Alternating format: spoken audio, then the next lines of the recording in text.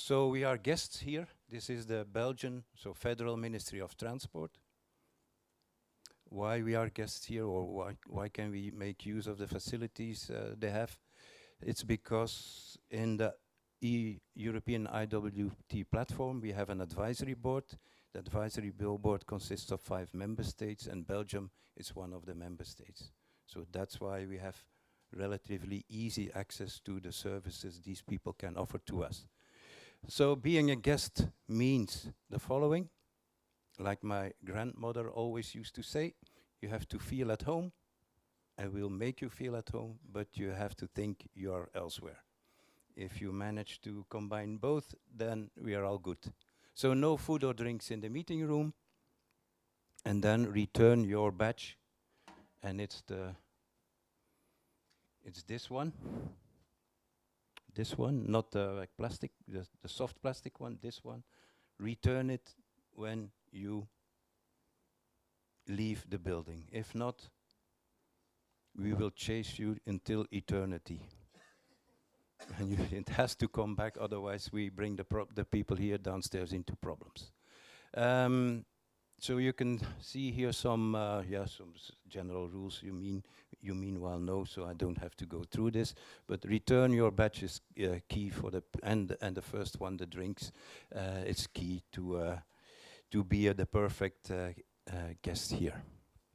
Also a welcome to the people online. I don't know how many people there are. Meanwhile, do you have a view on that, Dimitrios, or somebody else? 56 people and counting are following us online, so it's successful. Yesterday was also a successful day. We had like 40 people here in the room, 40, 50, and at the highest peak like 80, 85 people online. And it was all about this very urgent problem and or emergency is how to turn the fleet green. Interesting presentations were given,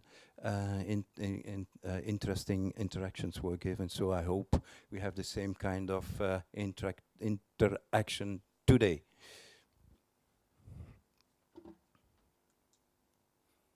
So here are the people who supported us, ourselves, we are listing ourselves here, the Federal Ministry, of course, the people of EICB, who are the coordinators of the Platina project, will come in later this week, but together with us, we will make sure that people feel at home and all runs smoothly. Also, the people of Inland Navigation Europe, they will support us with registration and so on, and the ladies of Magellan, who are with us in the Renew project and are specialists in communication, they also will help us out.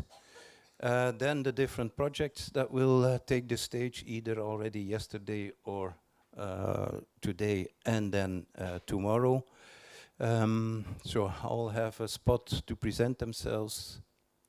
And as you know, DEVA, the DEVA project, organizes their General Assembly, event, workshop, whatever they like to call it, tomorrow. So if you have the time for tomorrow and you haven't registered yet, please still do. So Inland Navigation Week, how this came about? Well, it was mandatory to organize a closing event of Platina 3. So this was scheduled already for a long time on the Thursday and Friday of this week. Then we kind of ran into Martijn, who is coordinating the DEVA project, and we discussed about the possibility to have back-to-back Platina meetings and DEVA meetings. So after some talks with the Commission, we decided to go for it. Then we said, probably after too many beers, strong beers, Elvina, you will see, that, well, we already filled up 3 days of the week. Why don't we try to fill up the rest of the Monday and the Tuesday as well? We called a few people, and people were immediately enthusiastic, so we needed another few beers to make sure that we could organize it all smoothly. And today it seems that all is going to work out fine. Who are we? European IWT platform. Yeah, we are representing the interests of the industry, so the barging companies, the bigger ones, the small ones. We are a foundation, we are not a research institute. We are not a company. We are a foundation, and we have 2 founders. And those founders are called EBU, European Barge Union. They are more kind of a lobby associations existing since 25 years, representing the interests of the bigger barging companies. And on the other side, you have ESO, European Skippers Organization, and they take care of the what they call in Germany, what they call in the Netherlands, in Belgium, the particuliere skippers. The money, the working capital, if you wish, is coming from the reserve fund, a fund that came to life when the capacity in the inland navigation was not well balanced, and some funding was organized by the Commission, kind of a bonus-malus system, and there was money left over, and with that money, this platform was established. And on top of these funding, we have, of course, the money of the different projects we are in.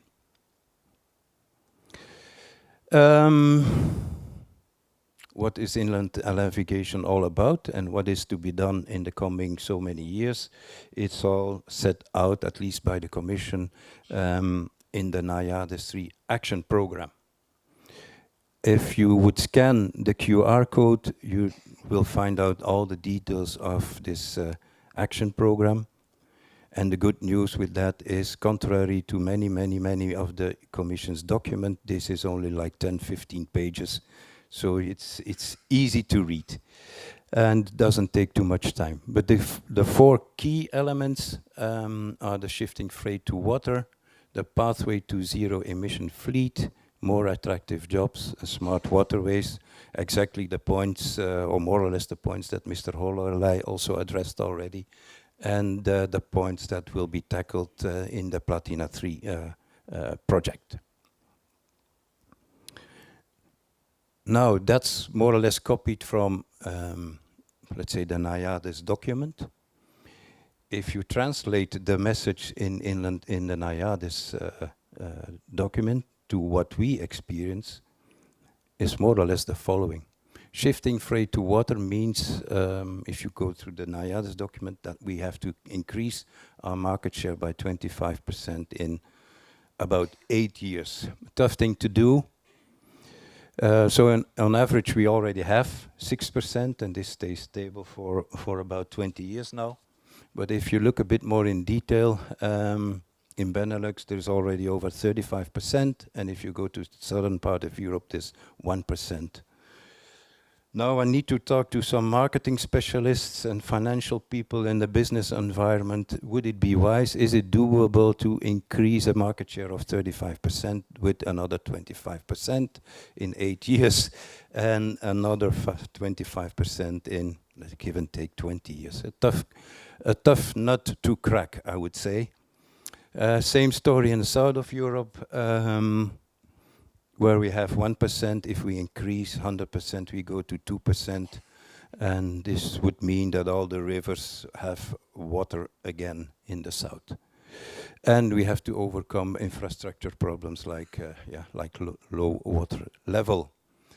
Yeah, pathway to zero emission fleet, even a bigger challenge. A 200-page studies conducted under the umbrella order, under the supervision of CCNR, 200 pages I think it took, can be summarized in one sentence.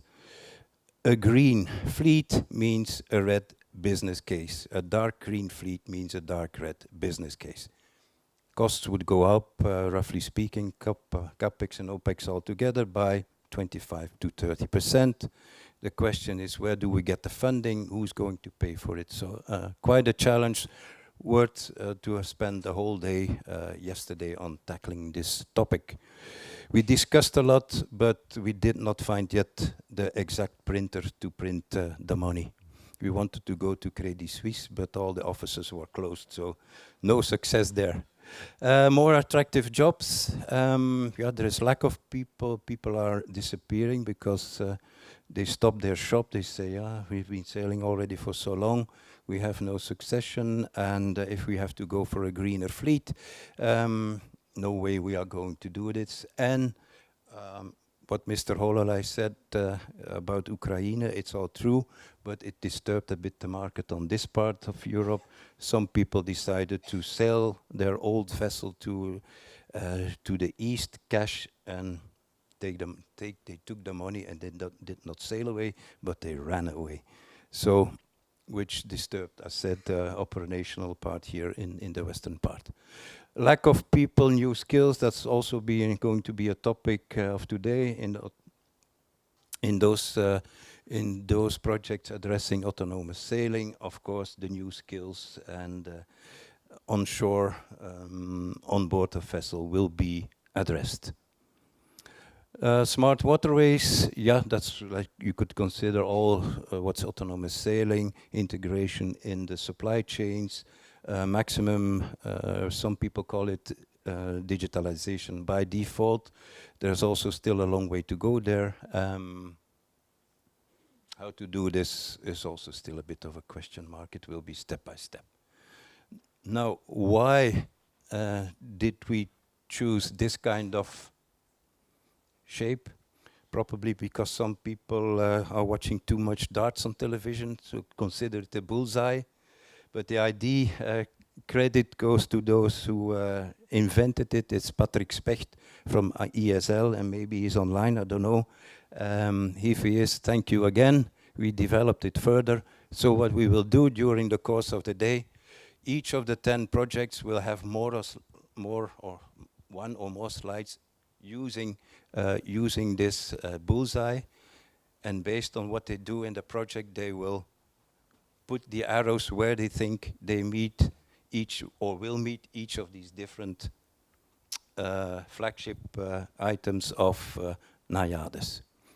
At the end of the day, we will have a nice kind of summary, and we'll hand it over to Mr. Hololai and his team so that they can follow up on what all of the different projects we are doing. So, enough of talks from my side. So the first project, what we are going to do, we clustered it in the morning session or till lunch, more or less, it will be all of the projects dealing with autonomous sailing.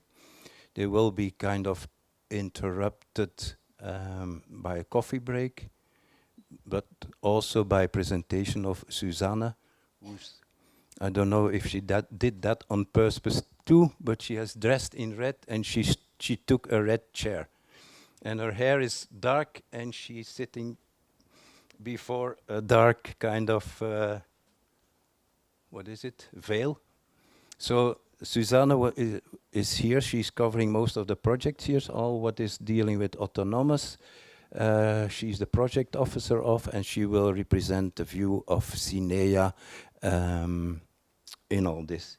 And in the afternoon, if I got you right, Claudia, the project officers of the resilience cluster. The resilience cluster will be presenting this afternoon.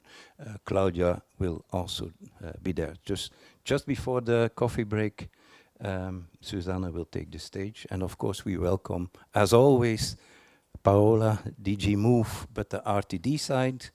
And then Sim, representing DG Move, the unit D3. So inland navigation, inland ports, and maritime as well, right? You don't know, okay.